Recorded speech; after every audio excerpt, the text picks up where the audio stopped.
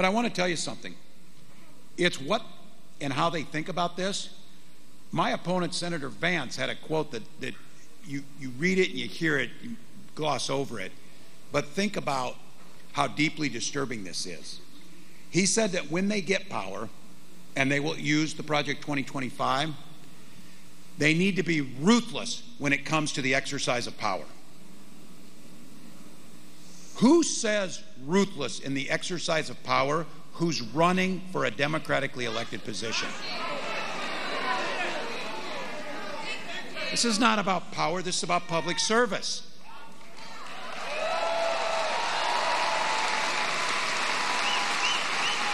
This is not about power, it's about governing. Great clip from Vice Presidential nominee Governor Tim Walz of Minnesota. Of course, he has an Army veteran, 24 years National Guard, talking about how bizarre it is to hear someone running for public office in the United States of America talking about exercising power ruthlessly. You know, for those of us who are combat veterans, I'm a combat veteran of Iraq. I did 3 tours in Iraq plus Desert Storm. We know what the ruthless execution of power looks like, right? We saw the government that we had to fight over there execute power ruthlessly. We heard the stories talking to the civilians over there about what it was like to be under a government that used their power ruthlessly. But here in the United States of America, we expect our elected officials to serve. It's about service, which if those of us who are veterans and served our whole lives in the United States military and the United States government, swore an oath to the Constitution, it is about public service. It's about serving the people who elected us. And even the people who didn't elect us, we still have to serve them too. And that's what we deserve. And that's the stakes in this election. I'm Fred Wellman, host of On the Line with Vote Vets. I'm a retired Army Lieutenant Colonel of the United States Army with, as I mentioned, 4 combat tours. We want to talk a little bit today about what's at stake, but more importantly, answer the question I get all the time. Every time we do one of these shows, every time I look in the comments, I hear the same thing. Fred, what can I do? How can I get involved? So we thought the perfect time to actually talk about that. You see, the power is in our hands. It's one thing we've been hearing continuously during this election season is that the power for us to change is in our hands. It's up to us. Matter of fact, Vice President Harris has a great, she puts it very well in this clip right here. Let's see that clip of Vice President Harris. We are clear-eyed about what we are up against, and we remember that generations of Americans before us led the fight for freedom, and now the baton is in our hands. Now it's in our hands. It's in our hands. That's it, right? The baton is in our hands now. This is our democracy, and it's up to us. So I wanted to bring a good friend, an actual friend on the show, and we're actually going to mix it up this day. We're going to bring in an actual United States Marine Corps veteran. So my friend Joe Plenzer is a retired Lieutenant Colonel of the United States Marine Corps. He's a combat veteran and entrepreneur. He also is a former Republican turned independent who's been actively campaigning for the Kamala Harris and Tim Walz campaign and with Democrats in his home state, the Commonwealth of Virginia, in his county. He's also a volunteer in the Office of Elections state in the Commonwealth of Virginia. He also helped start a nationwide nonprofit, nonpartisan group called Vet the Vote. It has now 40 participating organizations. He knocks doors, he volunteers, he phone banks. I mean, Joe, you're everywhere in this machine. Welcome to On the Line.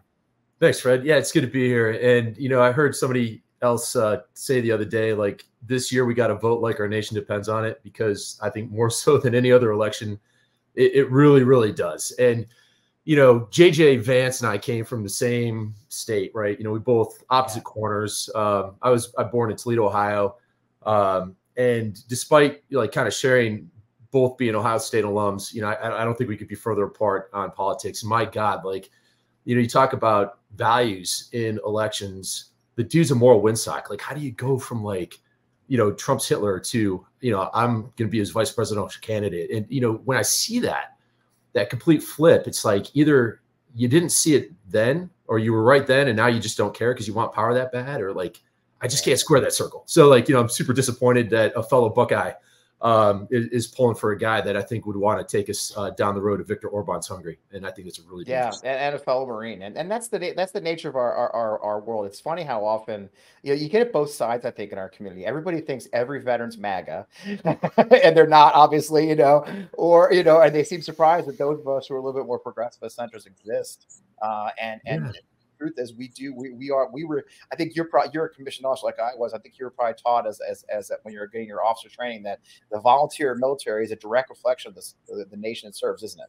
Yeah, direct reflection of our values as a country. And I was also taught, like, if your troops know your politics while you're on active duty, you're failing at your job. And so, one of the best things I did as a second lieutenant in my battalion, I was in the infantry at first, was to be the voting officer, and to help. We were deployed to Okinawa, and just to help every single Marine sign up to get their absentee ballot and exercise their right to vote. But that spirit of, like, kind of continued service carries on. And, it's a dangerous assumption, right, to think like all veterans are MAGA or Republican or conservative. I'm kind of like a former Republican, as you mentioned in the intro. I'm more of an independent, like, I'm a social liberal and fiscal conservative, but like, I voted probably more for Republicans in my adult life than I have Democrats, across the long arc of my 53 years. But it's like, I think you might have said before, like, the party just left you, right? Like, right. The Reagan, Eisenhower conservatives, strong defense, limited government, individual rights and responsibilities.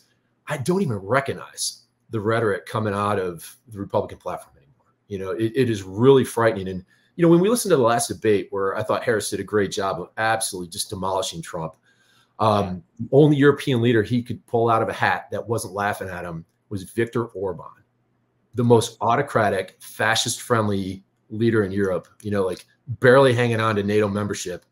Viktor Orban is who pulled out. I mean, it's just like mind-blowing, right? But that's where we're at. That's the decision. Yep. And those aren't the values we were raised on, and really aren't the values what most of our community believes in, which is service to others, service to our nation, a constitution before everything else.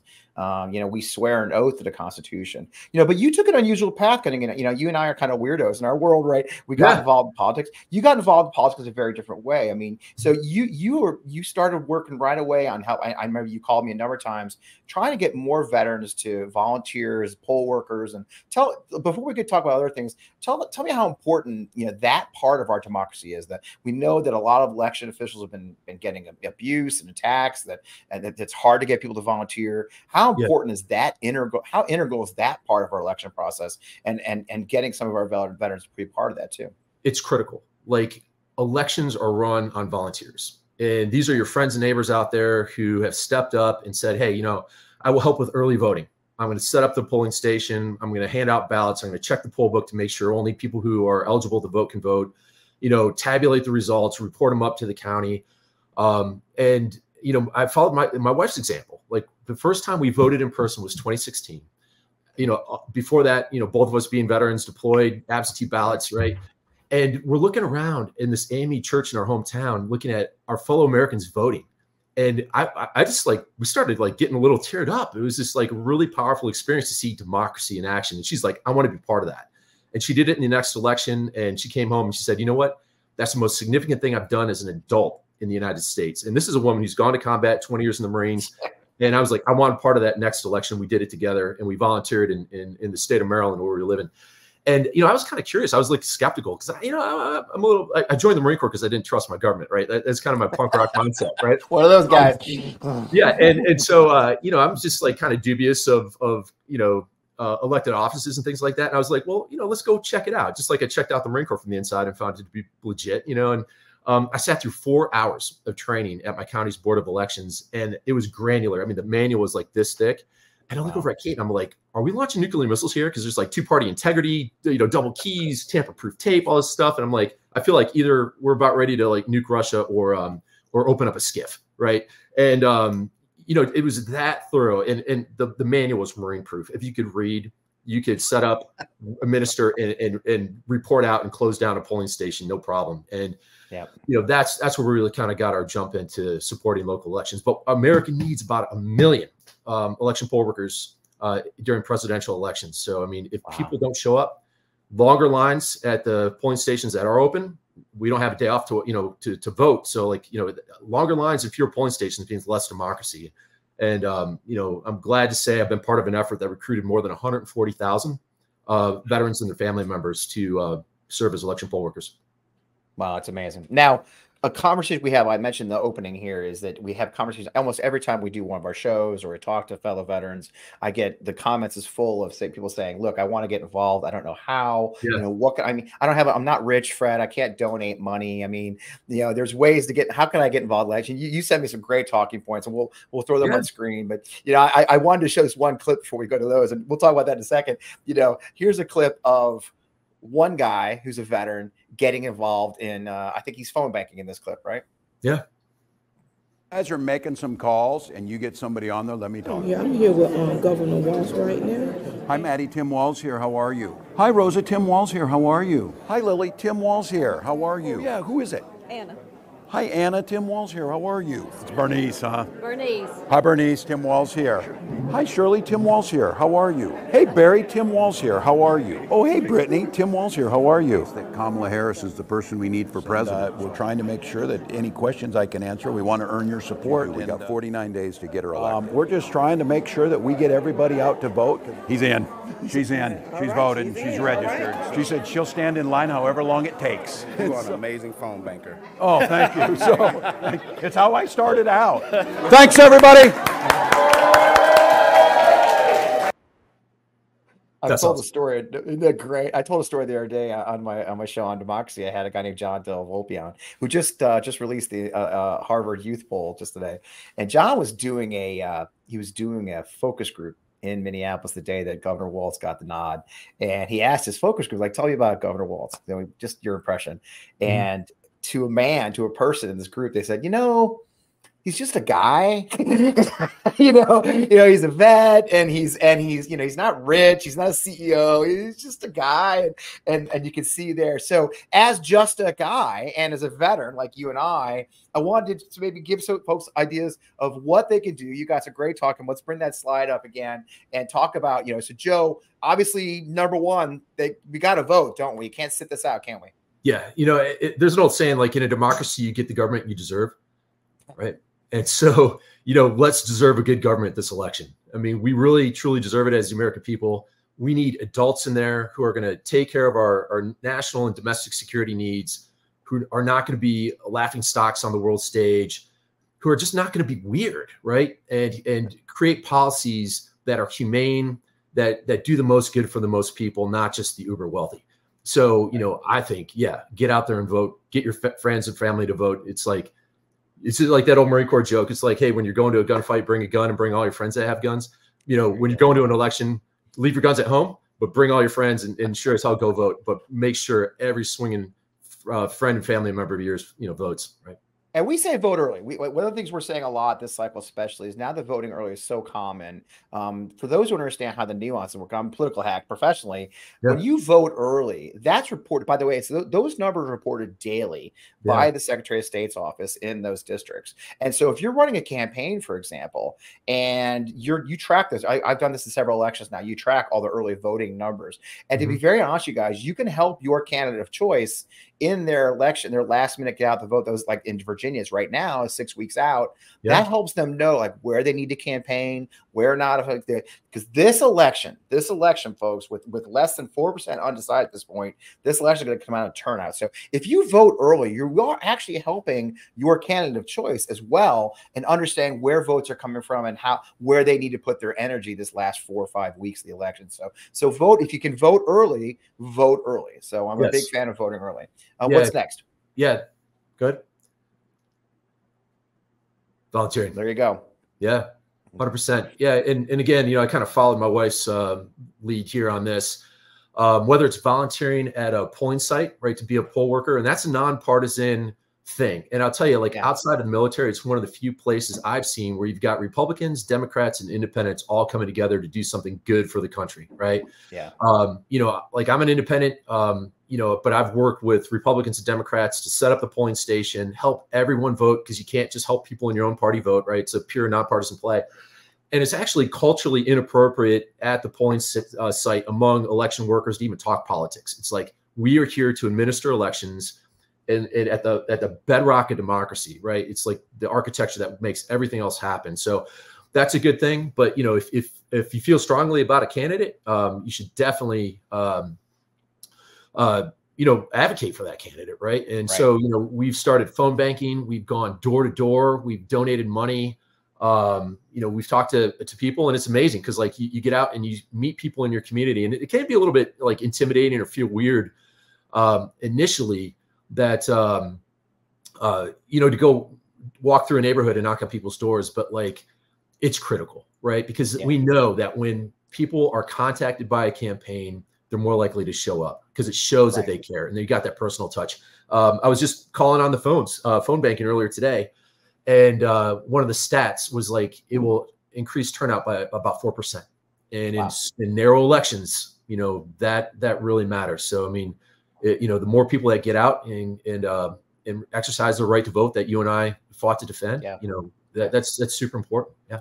And I tell people all the time, look, you don't have to be intimidated. I've canvassed, I've knocked doors. It seems intimidating. You know, you see your opponent's signs everywhere, but you'll be given a list by the campaign of where to knock. Yeah. There's databases we use. I'm in my other job, I work in a data company, you know, you won't necessarily be knocking on random doors per se, but you'll be trained on how to do it and what the rules are and the laws even, but it's fun. I mean, I've had some amazing conversation on doorsteps with people. How often I've had a conversation, say somebody tell me that I don't do politics, and I always say the thing, well, that's fine, but it's going to do you, you know. And you know, it's just so I even tell people, look, if you're really shy, you know, grab that yard sign, grab 6 of your friends with yard signs and some donuts, go stand in the busiest corner in your town and participate in some way. What else? What's number 3? Letters. Letters to the editor, right? You know, like all politics is local.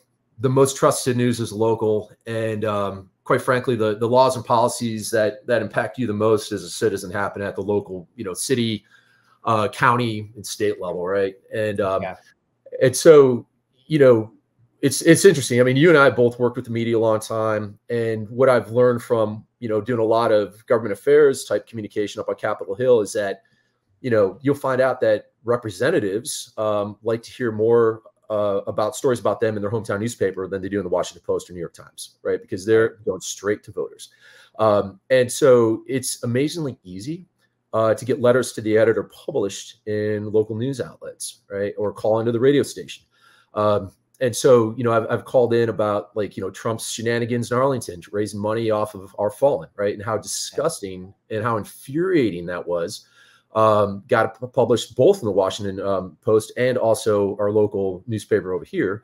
And also just about like, hey, let's set the record straight about safety and security of our elections, right? Because, you know, I've seen it from the inside in 2 states now, both Maryland and Virginia, where I now live. And it's like, we have the best damn election system in the world, full stop. So like, you know, when people are casting disparaging comments about the quality and security of our elections, it's like, horseshit, right? Like, you know, I've seen it from the inside. I can tell you the amount of security and it just like the system and integrity, the whole thing is just so damn good. You know, if you have questions about how it's run, volunteer, go be part of it, right? You get in there. But you know, I wrote an op-ed about, or a letter to the editor about that too, just like you know, explaining to people what I've seen as a combat veteran, you know. You know, and our voices as veterans resonate with a lot of Americans, especially on both sides. Yeah, so it matters. What else? What else can we do? We got to start at home, don't we? Yeah, here we go. Have real conversations with family and friends, right? You know, I think there are a lot of conservatives, right, who are disgusted with the clown show that Donald Trump represents. Yeah, and they don't even recognize their own party anymore. But they've got a pattern of behavior of always voting for Republicans because that's who their identity is wrapped around. Yeah. And a lot of them just need permission not to vote for Trump this time, right? You know, they might have voted for him in 2016 because they didn't like the Clintons. Okay, I can understand that. 20, you know, I think, you know, like if you look at some folks that I know and love, they did write-ins like Condi Rice or maybe some other people. And I've got a lot of them to this point now where they're just going to pull the lever for the first time for the Ds, right? Because it's just like, that's the only way the Reagan, Eisenhower conservatives are going to get their party back. Is if MAGA is defeated up and down ballot, and it damn well deserves to be, because it is they are taking our, if they get power, they're going to take our country in a very, very strange direction. And up and down the ticket. I mean, we saw what happened in North Carolina now with Mark Robinson, his heinous things that he's done, just the heinous things he said before. And now we find out what he was writing online. It's even worse. It is a good time to take a choice and take a side. And even if you haven't done it before, this is a good chance to trust. You can trust that this administration will do at a minimum uphold the Constitution, at a minimum respect our institutions, and do the things we need to do. So look, we could disagree on policy all day, but in the end, this is a very binary choice this cycle, especially between a future of more authoritarianism and just horrible things and one of democracy. What else can we do? Yeah. There you go. Yeah, give them permission, right? Like, and I think a big part of that conversation is to remember, like, people's brains are going to be in one of two states. You're either in your prefrontal cortex, which is like the reason, creative, collaborative center of your brain, or you're in the amygdala, which is like the fight or flight center. So approach people with curiosity, right? Like, don't try to argue them into a decision, because the second they feel like they're being shoved in a direction, their shields are going to go up, and then, they're in fight or flight mode. They're not listening. They're just defending, right? Yeah. And so, like, one of the greatest tools that you can do is ask good questions to people. But like, instead of like, yeah, that's absolutely freaking batshit ridiculous that you think that Italian satellites are somehow hooked up to election machines. Probably not the best approach. But to be like, wow, I'm really kind of surprised to hear you say that. Can you tell me more about how you came to that conclusion? And then, let them talk and ask questions about it and be like, yeah, you might want to consider this different point of view, or this source, or yeah, I'm not so sure about that, but I think you're really out on a limb here. And here's, can I give you my perspective, and ask to do it, right? Because they're going to tell you yes. But just the fact that you asked and they gave you permission opens their minds up to hearing your feedback. And then, offer some, other places where they could go for information, because, like the truth is that we all construct our sense of reality and what we believe is true based on our senses, and then the information we gather beyond our senses. And that's a garbage in, garbage out process, right? Which is all influenced by our history, our biases, emotions, and everything, and our identities, right? So, you got to approach people with empathy, because you're not going to persuade them from the position of your own values. You need to figure out what they care about, hook into that, build trust, and open a conversation, right? That's the way you persuade people.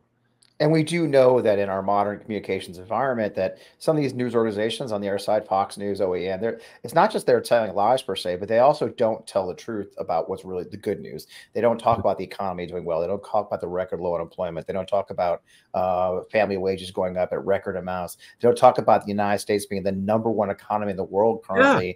And seen as an example.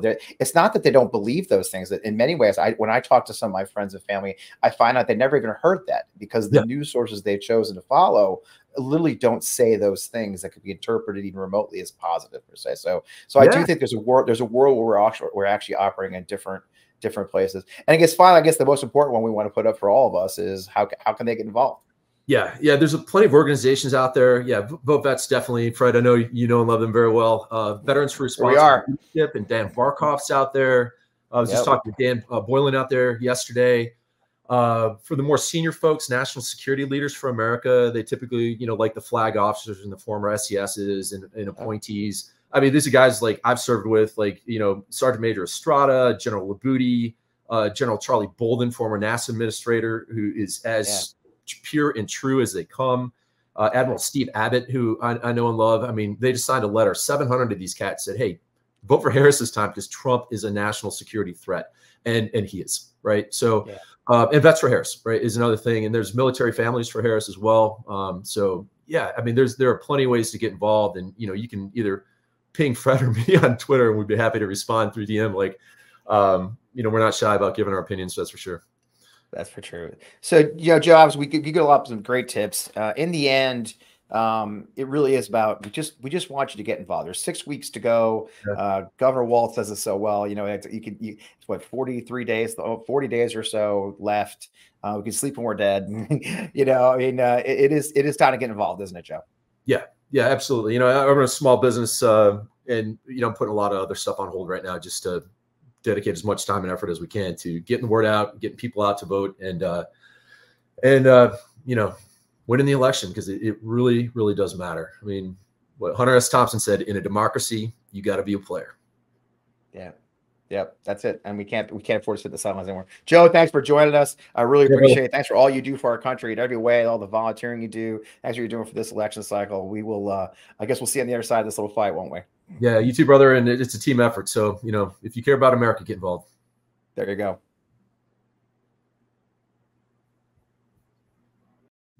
You know, great conversation with Joe. A lot of great tips there to have conversations with your neighbors, to get involved. I can't tell you enough. Everything's at stake here, folks. We're down to the 40+ days to go until the election. You see the polls are changing by the minute. Don't be fooled by that. Don't hand wring. Just keep fighting. Gas, all gas, no breaks. We can keep on doing this. And if you want, we would love to have you here at VoteVets. We would love to have, and that's not just donating. There's a great button right on our website. You go to votevets.org and you can see right there, the top right of our website says take action. When you click on that button, it's going to take you to another place where you can sign up for events. You can sign up for our emails and all, not just donate money.